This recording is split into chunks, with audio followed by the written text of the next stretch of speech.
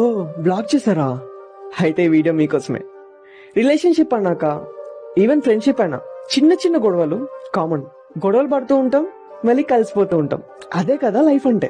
కానీ కొంతమంది వ్యక్తులు చిన్న చిన్న వాటికి ఈగోస్ కి పోయి 1 minute కూడా థింక్ చేయకుండా బ్లాక్ చేస్తూ ఉంటారు.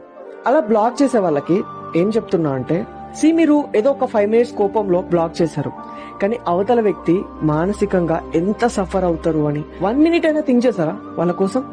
ఇట్ హర్ట్స్ ఎ లాట్ అబ్బా. చాలా బాధ ఉంటది బ్లాక్ అయిన వాళ్ళకి. మేబీ మీరు వాళ్ళకి ఆ బాధ కలిగించాలని చేస్తున్నారేమో ఈ బ్లాక్ అనేది.